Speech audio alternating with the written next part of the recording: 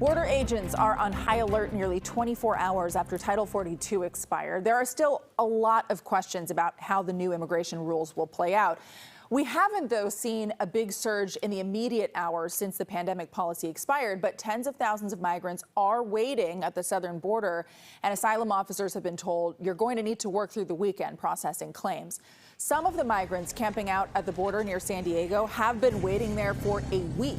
Volunteers have been handing out food and blankets. Now, under this policy now, migrants cannot get asylum without first applying for it in another country.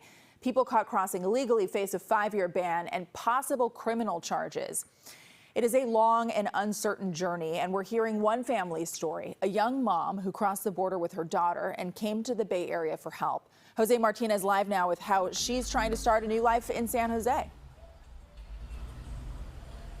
Right, Sarah, you know, we're back in East San Jose because this woman wanted to tell her story. She's only 20 years old. She came with her husband and her baby and found a new home here in East San Jose. Now, she tells me that journey was not easy, but it was worth it. Hasblady Montejo left her home in Colombia for a better life for her family almost a year ago. She says it was a challenging experience, unexplainable because you come to an unknown country. After a long journey, she and her husband crossed the border with Mexico with their 5-month-old baby, Ashley. We had to run, she says. No one could stay behind. We were a group of 16 people running with children. We reached the wall, and at 7 in the morning, we were stopped. She can't help feeling overwhelmed while showing me these photos, especially this one, taking just hours before Border Patrol officers detained them. She says being in the detention center was very tough. We had to endure cold, hunger. It was a horrible experience because my daughter was crying and crying. She was so hungry. And eventually they made it here to East San Jose.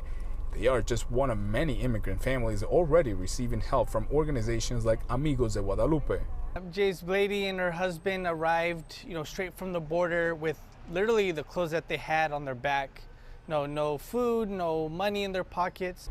Jeremy Baruz, director of policy and organizing at Amigos de Guadalupe, tells me that her case is just one of at least 2 they get daily. With the end of Title 42, they're expecting that at least 10 families could show up here looking for help each day.